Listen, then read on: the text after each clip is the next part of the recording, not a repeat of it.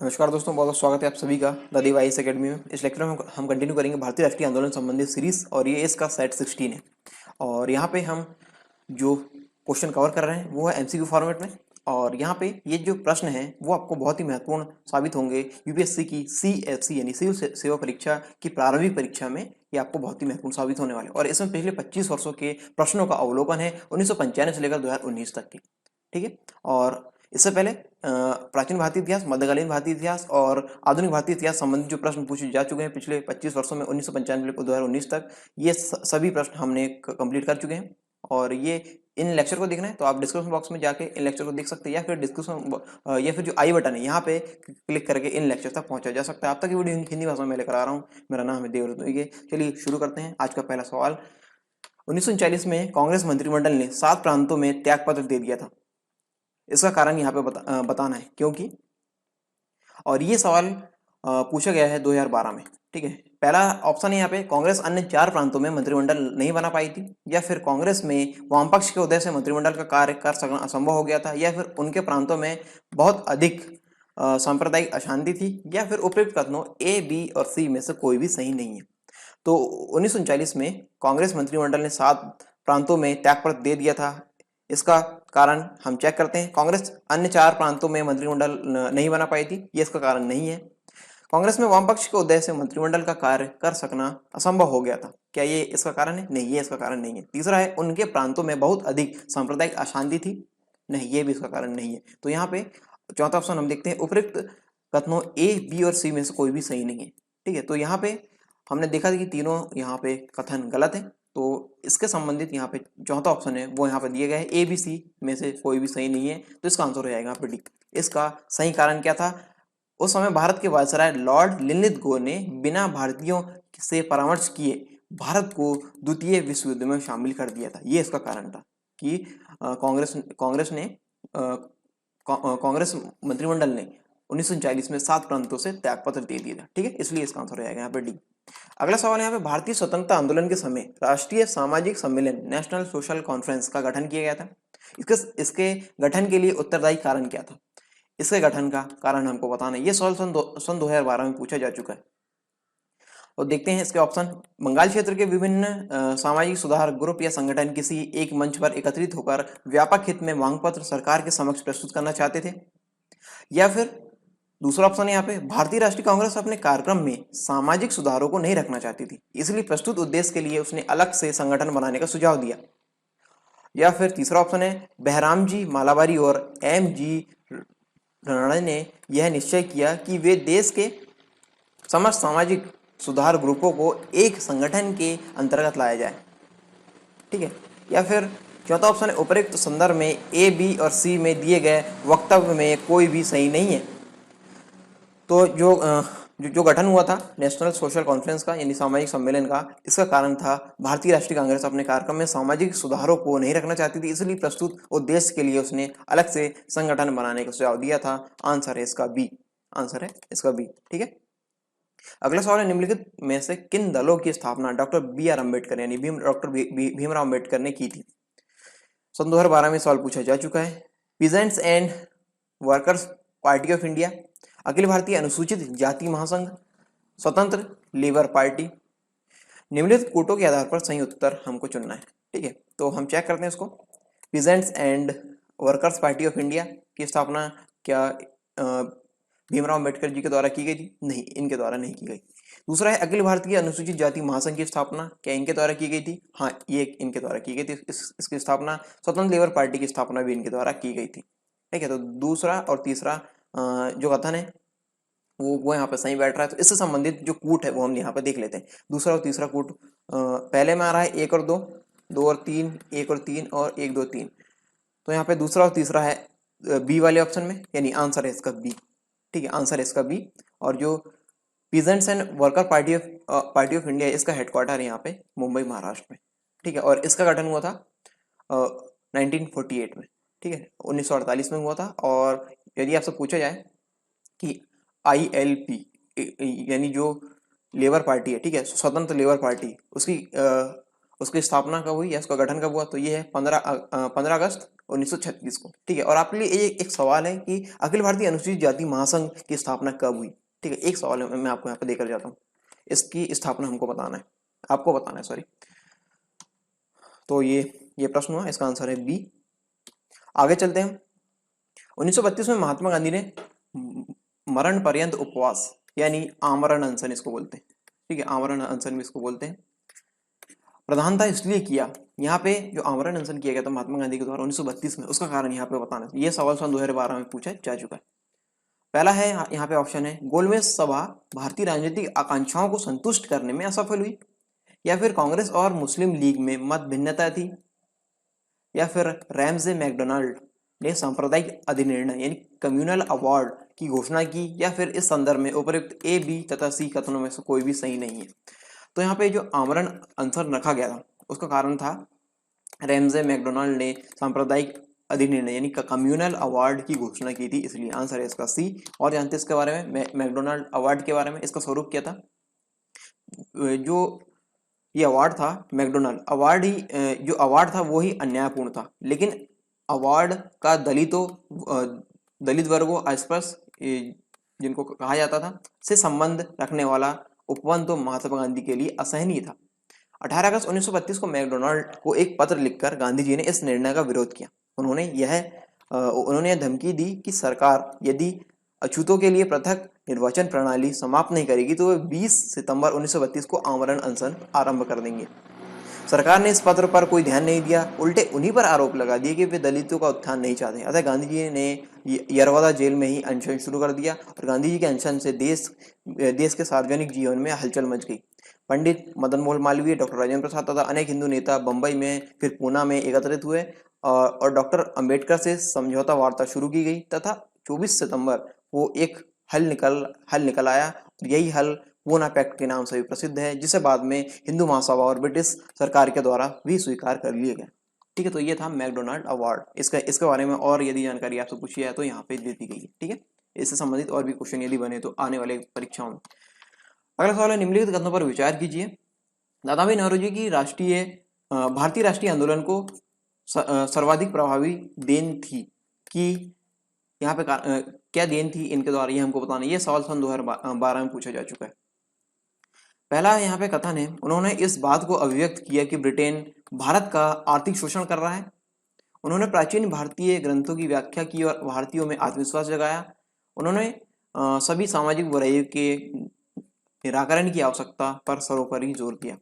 उपयुक्त कथनों में से कौन सा या कौन से कथन सही है, ये हमको बताना है। केवल 1, 2, 3, केवल 1, 3 या 1, 2, 3। तो चेक करते हैं इन सभी को।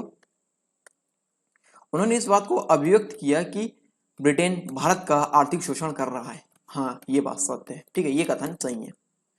उन्होंने प्राचीन भारतीय ग्रंथों की व्याख्या की और भारतीयों में आत्मविश्वास जगाया, तो ये सही नहीं है, ये कथन सही नहीं है। तीसरा कथन क्या करते, उन्होंने सभी सामाजिक बुराइयों के निराकरण की आवश्यकता पर सर्वोपरि जोर दिया, तो ये भी सही नहीं है। सिर्फ जो पहला कथन वो यहाँ पर सही, उसके अंतर्गत हम यहाँ पे देखते हैं जो ऑप्शन है वो है केवल 1। ठीक है, यानी ऑप्शन इसका ए, आंसर इसका ए सही है। ठीक है, और इनके द्वारा कुछ किताबें लिखी गई जो बहुत ही पॉपुलर है, poverty and un-British rule in India और पॉवर्टी ऑफ इंडिया। ठीक है, ये किताबें इनके द्वारा लिखी गई जो कि अक्सर एग्जाम में पूछी जाती है और बहुत ही महत्वपूर्ण किताबें ये रही है।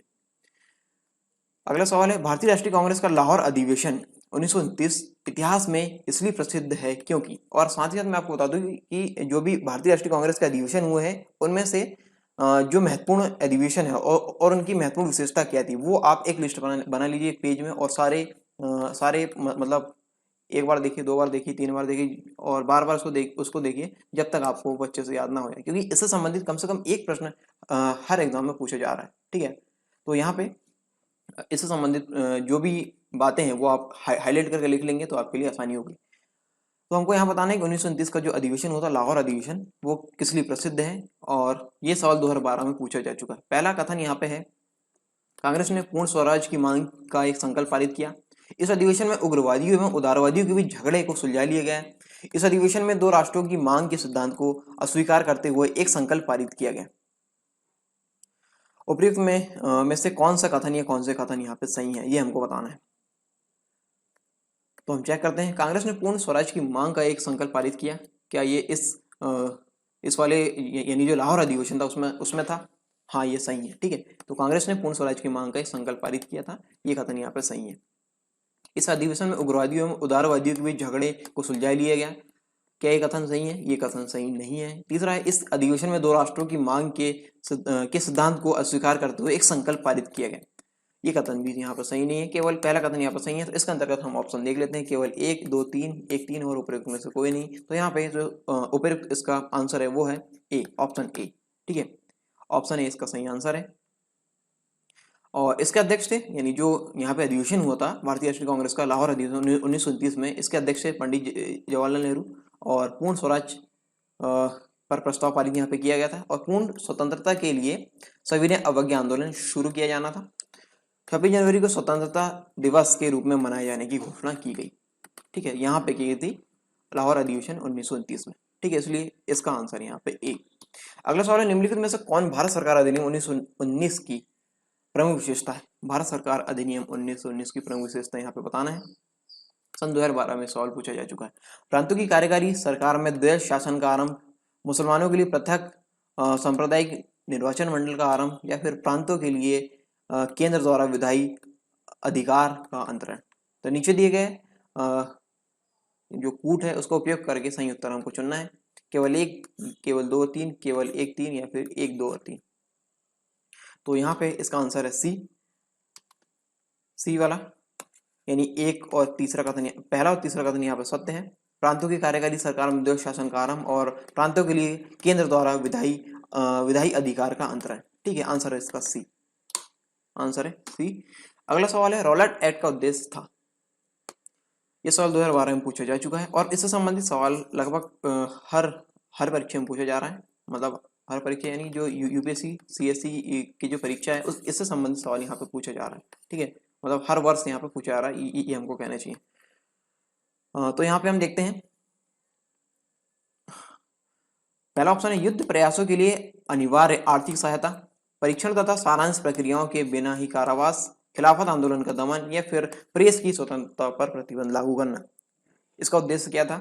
तो हम चेक करते हैं। युद्ध प्रयासों के लिए अनिवार्य आर्थिक सहायता, नहीं ये नहीं है। खिलाफत आंदोलन का दमन, ये भी नहीं है। प्रेस की स्वतंत्रता का प्रतिबंध लगाना, ये नहीं है। इसका सही आंसर है परीक्षण तथा सारांश प्रक्रियाओं के बिना ही कारावास। आंसर है इसका बी, आंसर इसका बी। और ये इसके बारे में हम और जानते हैं कि जो रॉलेट एक्ट था वो क्या था। रॉलेट एक्ट जिसे काला कानून भी कहा जाता है, भारत की जो ब्रिटिश सरकार थी द्वारा भारत में उभर रहे राष्ट्रीय आंदोलन को कुचलने के लिए बनाया गया। और ये कानून सर सिडनी रॉलेट की अध्यक्षता वाली सेडिशन समिति की सिफारिशों के आधार पर बनाया गया था। इस कानून से ब्रिटिश सरकार को यह अधिकार प्राप्त हो गया था कि वह किसी भी भारतीय पर अदालत में बिना मुकदमा चलाए उसे जेल में बंद कर सकती थी, ठीक है। और इससे संबंधित एक जनसंहार हुआ था, क्या आप इसको बता सकते हैं? ठीक है। तो ये सवाल आपके लिए है और ये इसका उत्तर आप कमेंट बॉक्स में कमेंट करके बताएंगे कि इससे संबंधित कौन सा एक जनसंहार हुआ था। रॉलेट एक्ट से संबंधित ही है वो, इसके विरोध में वहां पे लोग एकत्रित हुए थे। चलो इतनी हिंट मैंने आपको दे दिया, आप इसका आंसर आप बताएंगे कमेंट बॉक्स में। अगला सवाल है, बंगाल में तेभागा किसान आंदोलन की मांग क्या थी? ये सवाल 2012 में पूछा जा चुका है, ठीक है। फसल के आधे से घटाकर 1/3 तक जमींदारों की हिस्सेदारी में कमी, किसानों को भूमि के स्वामित्व का अनुदान क्योंकि वे भूमि के वास्तविक कृषक थे, जमींदारी प्रथा का उन्मूलन और अधर्म का अंत, सभी किसान ऋणों को छोड़ना। तो इसको हम चेक करते हैं।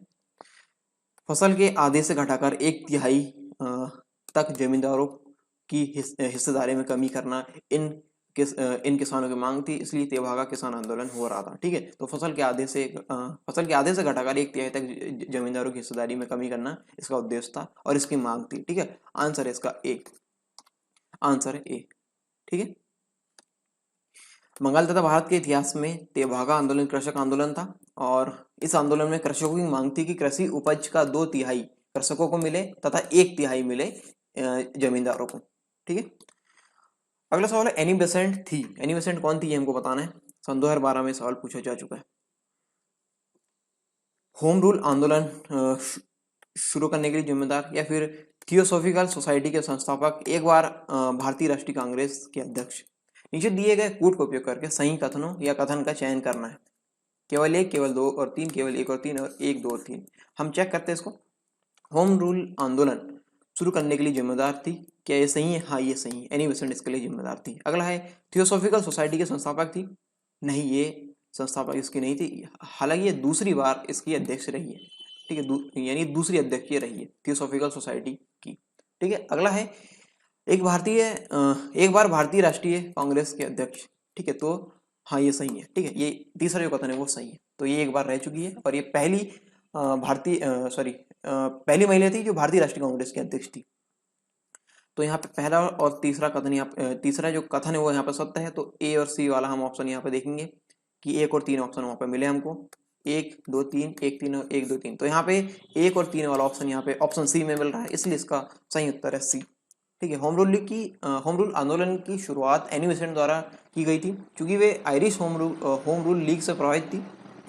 वे 1917 में आयोजित भारतीय राष्ट्रीय कांग्रेस की अध्यक्ष भी थी, और परंतु वे थियोसॉफिकल सोसाइटी की स्थापना नहीं की उन्होंने, बल्कि वे सोसाइटी की द्वितीय अध्यक्ष थी। इसके संस्थापक हेनरी स्टील अल्कॉट थे। हेनरी स्टील अल्कॉट थे किसके? थियोसॉफिकल सोसाइटी के संस्थापक। ठीक है, तो ये थे आज के questions. Thanks for watching the Dev IAS academy.